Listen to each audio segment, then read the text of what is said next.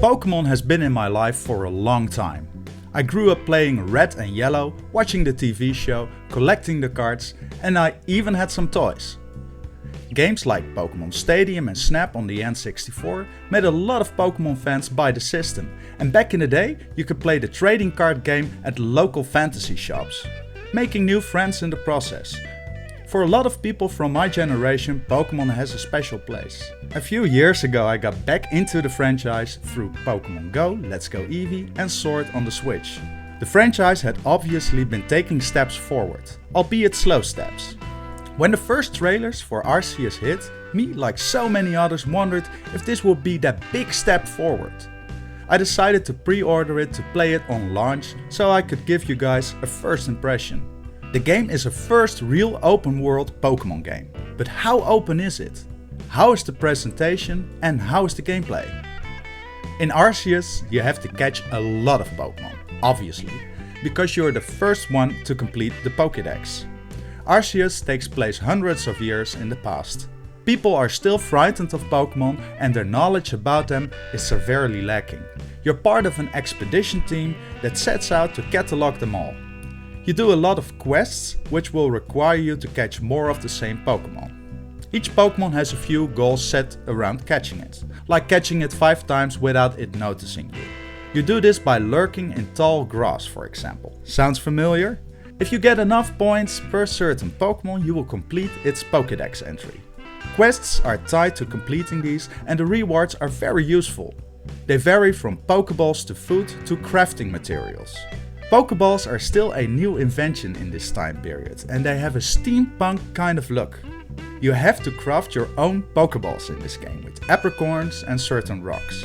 Don't worry, there are crafting materials scattered all around the game. Gathering these is actually really fun and brings me to a very cool game mechanic.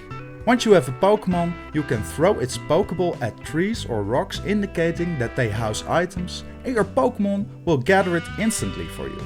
You can do this whilst running around, and if you have more than one Pokemon in your party, you can switch between them and send out multiple Pokemon together.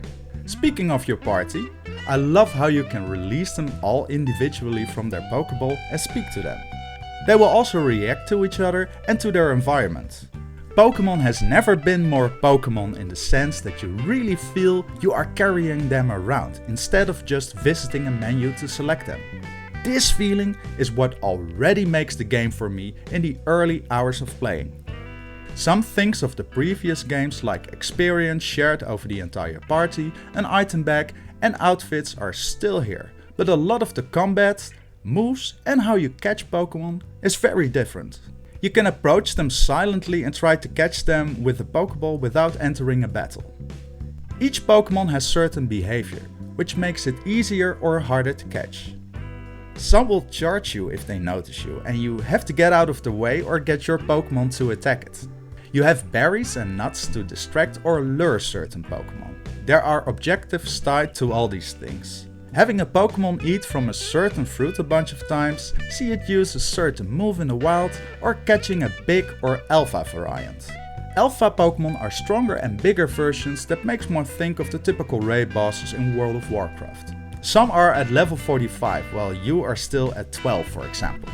There's so much to say about the gameplay in comparison to the older games. Moving around is just like so many of the other open world games, but it seems to borrow things from Breath of the Wild and Dragon Quest XI. A good example is the aiming technique or the free roam camera and battles. I can describe it, but you have to experience it yourself to feel if this is how you want to play a Pokemon game. Thus far I have played it for 4 hours, so this really is nothing more than a first impression. I have no idea about all that awaits me, and I'm excited to find out. But a few thoughts did occur about its presentation and the structure at the start of the game. There is a lot of exposition dialogue. The game will hold your hand, lets you play for a few minutes or seconds even, and then enters another dialogue or little cutscene. All without voiceovers, which made them a little tedious after a while. There was a time when I had to report my findings, and when I was done I wanted to leave the exposition headquarters to pursue my mission, and I was stopped 2 times to enter a dialogue and cutscene with new characters or general advice. At one time I was so sick of it that I chose to spend an entire hour just grinding and catching away before delivering my report to the professor. I'm not sure how this will be for the rest of the game, but it did stick out a bit for me. I understand that a lot of new information has to be conveyed whilst introducing new characters, finding out who you are yourself, what Pokemon there are, etc. But I could have spread some of it out a little bit more. Another critique is the music. I have no idea how it will be in the rest of the game, but you do tend to spend the first hour inside the first village, and its musical theme lacks identity in my opinion. It's not a clear melody or theme, nor is it a clear progression, and the loop is way too short. The game obviously takes place in an alternate Japan of hundreds of years ago. I think all traditional Japanese music would have suited the game perfectly. But like I said, I still have a lot to discover. But these are my little nitpicks. Overall, this is that big step in a new direction. It could have been bigger, arguably if the game had more time in development to make it a little bit more immersive. The graphics aren't that impressive, and some of it will feel generic if you already play a lot of cel-shaded JRPGs. To be honest, this is the way Game Freak works, and I wasn't expecting a complete new direction. Within 2 or 3 games the Pokemon franchise might be there.